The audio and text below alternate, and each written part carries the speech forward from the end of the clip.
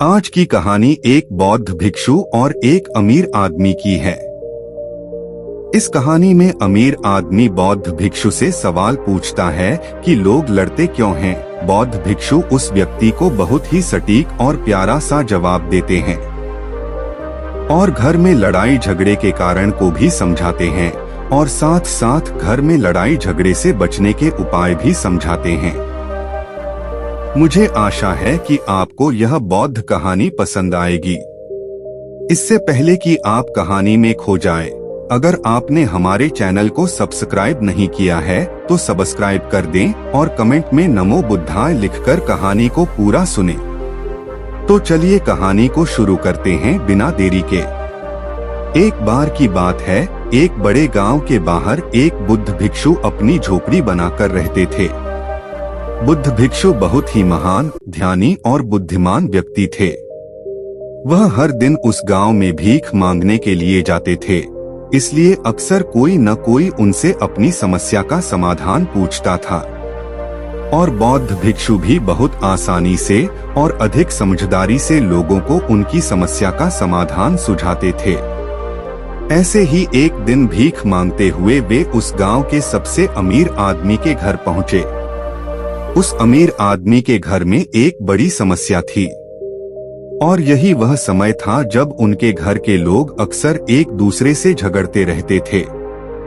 घर में शांति और भाईचारे की कमी थी। इस बात को लेकर अमीर आदमी बहुत परेशान था। अमीर आदमी ने बौद्ध भिक्षु की बुद्धिमत्ता और समस्याओं को समझने की उनकी क्षमता के बारे में सुना था।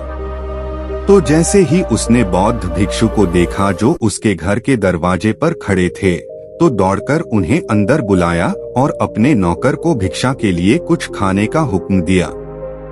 नौकर रसोई से कुछ खाना लाया। उस अमीर आदमी ने वह खाना भिक्षु के थैले में डाल दिया। बौद्ध भिक्षु अमीर आदमी को धन्यवाद देकर जाने लगे। तो अमीर आदमी ने उन्हें रोका और कहा, हे महात्मा, मैं आपसे एक सवाल पूछना चाहता हूँ। बौद्ध भिक्षु ने मुस्कुराते हुए कहा, पूछो, आपका सवाल क्या है। अमीर आदमी ने कहा, मैं जानना चाहता हूँ कि लोग आपस में झगड़ते क्यों हैं। यह सुनकर बौद्ध भिक्षु कुछ देर चुप रहे, फिर ऊंचे स्वर में चिल्लाए, मैं आपके यहाँ आपके मूर्खतापूर्ण प्रश्नों का उत्तर देने नहीं आया हूँ, बल्कि भीख मांगने आया हूँ। ऐसी बातें एक साधु के मुंह से सुनते ही अमीर आदमी के गुस्से की कोई सीमा नहीं रही। उसने खुद पर नियंत्रण खो दिया और साधु पर जोर जोर से चिल्लाने लगा। उन्हें बुरा भला कहते हुए उसने कहा, कितना स्वार्थी आदमी है। मैंने तुम्हें खाने के लिए खाना दिया और तुम मुझसे ऐसे बात करते हो। अमीर आदमी को बहुत ज्यादा गुस्सा आ गया। उसने बौद्ध भिक्षु को खूब गालियां दी, लेकिन बौद्ध भिक्षु बिना एक शब्द कहे उनकी सारी बातें सुनते रहे। वह अमीर आदमी उन पर चिल्लाता रहा, लेकिन थोड़ी देर बाद जब वह व्यक्ति शांत हुआ तो बौद्ध भिक्षु ने मुस्कुराते हुए कहा, मेरे दोस्त, जैसे ही मैंने तुम्हारे साथ बुरा व्यवहार किया तुम्हें गुस्सा आ गया और गुस्से में तुम मुझ पर चिल्लाने लगे, और अगर उसी समय मैं भी तुम पर गुस्सा होकर चिल्लाने लगता तो हमारे बीच बहुत भयंकर लड़ाई हो सकती थी। दरअसल गुस्सा सभी युद्धों की जड़ है। जब एक व्यक्ति गुस्से में होता है और दूसरा व्यक्ति गुस्से में उसकी बातों का जवाब देना शुरू कर देता है तो लड़ाई निश्चित रूप से बढ़ जाएगी। लेकिन अगर दूसरा व्यक्ति उस समय शांत रहेगा और हो सकता है थोड़ी देर के लिए चुप भी रहे, जब पहला व्यक्ति क्रोधित होता है तो बड़े से बड़ा झगड़ा भी सुलझ जाता है और खत्म हो जाता है।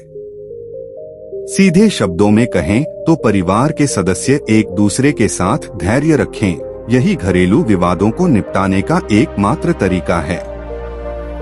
बौद्ध भिक्षु कहते हैं कि आप चाहे घर पर हो या दोस्तों के साथ हो या कार्यस्थल पर हो, हमें खुद को स्थिर और शांत रखना चाहिए।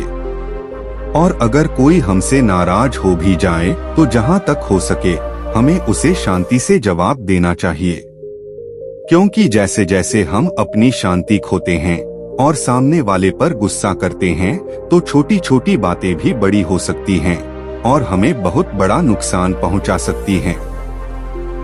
जब आप गुस्से में होते हैं तो आपका दिमाग तनाव से भर जाता है और इससे आपके फैसला लेने का योग्यता कम हो जाती है।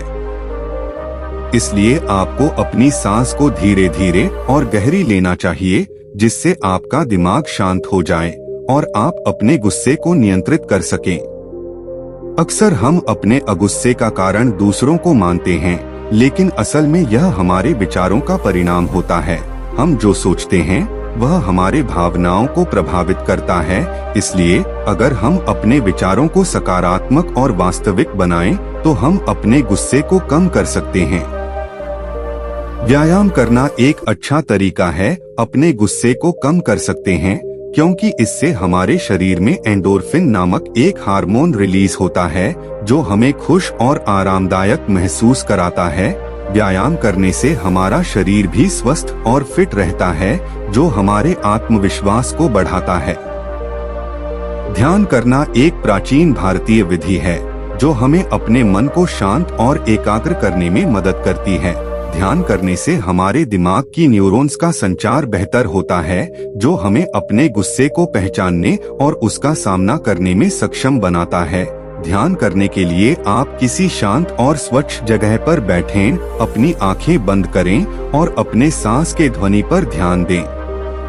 अगर आप अपने गुस्से को अंदर ही अंदर रखते हैं तो वह आपको और भी अधिक गुस्सा दिलाएगा। इसलिए आपको अपनी भावनाओं को व्यक्त करना चाहिए, लेकिन इसका मतलब यह नहीं कि आप दूसरों को बुरा भला कहें या उन्हें चोट पहुंचाएं। आप अपने गुस्से को व्यक्त करने के लिए किसी विश्वसनीय व्यक्ति से बात कर सकते हैं जो आपको समझ सके और आपको सही सलाह दे सके।